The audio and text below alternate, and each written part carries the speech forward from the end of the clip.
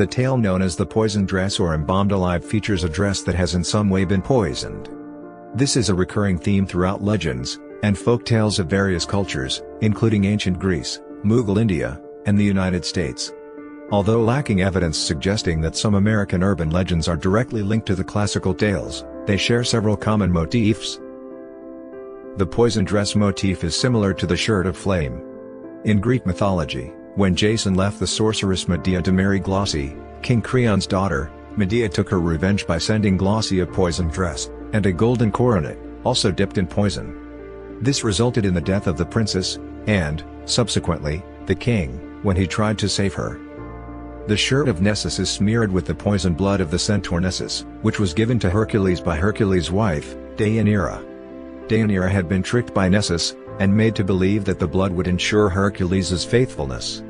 According to Sophocles' tragedy The Women of Trachis, Hercules began to perspire when he put on the shirt, which soon clung to his flesh, corroding it. He eventually threw himself onto a pyre on Mount Oeta in extreme agony, and burned to death. Numerous tales of poison halats, robes of honor, have been recorded in historical, folkloric, and medical texts of British Indianists. Gifts of clothing were common in major life cycle rituals in pre-industrial India, and these stories revolve around fears of betrayal, inspired by ancient custom of giving halats to friends and enemies as demonstrations of a social relationship or a political alliance. In 1870, Norman Chevers, M.D., a surgeon major to the Bengal Medical Service, authored Manual of Medical Jurisprudence for India, describing unusual crimes involving poisons native to India.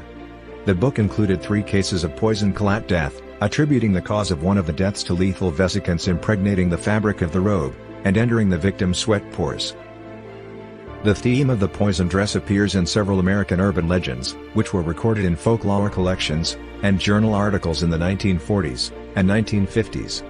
Folklorist Stith Thompson noted the classical prototype in these stories, Shirt of Nessus, and assigned motif D1402.5, Magic Shirt Burns Wearer Up.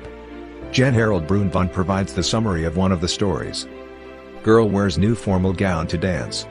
Several times during the evening she feels faint, has escort take her outside for fresh air.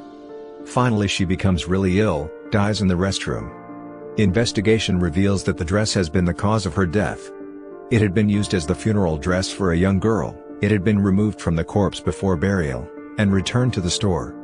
The formaldehyde which the dress has absorbed from the corpse enters the pores of the dancing girl.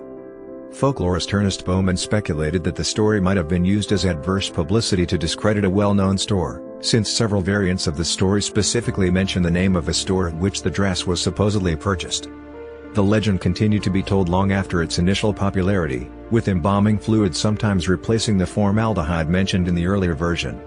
This urban legend was dramatized in the episode Till Death Do We Part from the crime scene drama CSI, NY.